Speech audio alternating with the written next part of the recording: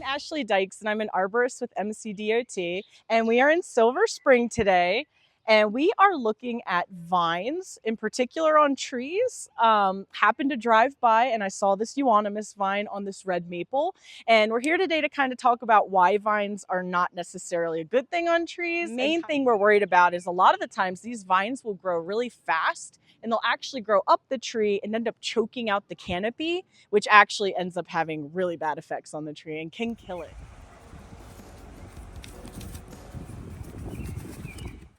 So one thing that we want to remember when it comes to vines on trees is definitely safety. It's a really good idea to have a pair of gloves, and honestly, it's a good idea probably to wear long sleeves just in case, because if you aren't sure of the species of vine, you just want to make sure that your skin's safe. And when it comes to the tools that you'll want, it kind of depends on the size of the vines. Sometimes they're small enough and you can get away with just hand pruners. And sometimes if they're thicker, you may indeed want like a handsaw. If they're big enough that you're going to need something like a chainsaw, it's something you might not want to handle yourself. But when it comes to using these tools with the vines, we just need to remember that obviously they're pushed up against the tree bark, and it's very important to make sure that we keep the bark intact. So if you're using something like this handsaw, you just want to be very careful at how deep you're going. You really just want to go through the vine, and we'll talk about where just in a second. And you just really don't want to cut into the tree. That can negatively impact the tree.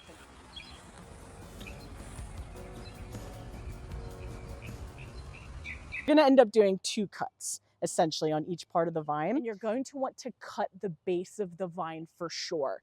And if the vine travels around the tree like this one, you're just going to want to make sure you find all the growth areas and cut all those at the base. The second cut can really be anywhere from the base up to shoulder height.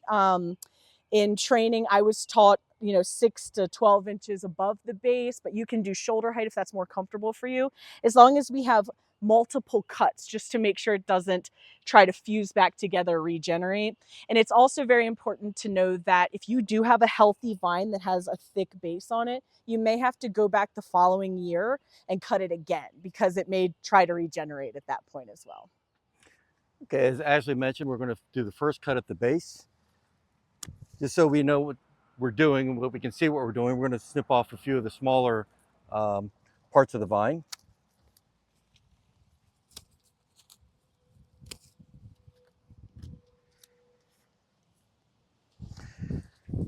And as Ashley mentioned, we're going to start about 6 inches above the base.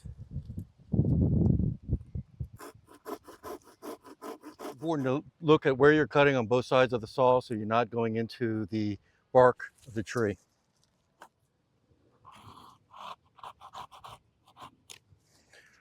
Okay, and the second cut we'll do is approximately 4 feet up.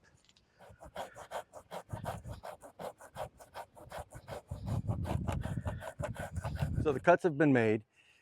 These are pretty thick woody vines and they're really adhered to the tree. So there's no need to rip these off because we don't want to damage or pull off any of the bark. When this does die, it may come off easier at that point, in which case if it does come off fairly easily from the tree, you can cut up the debris and bag it and recycle it or get rid of it, because if it's a vine that has berries or things of that nature, we certainly don't want to be creating a problem by having the seeds germinate if we leave the debris there.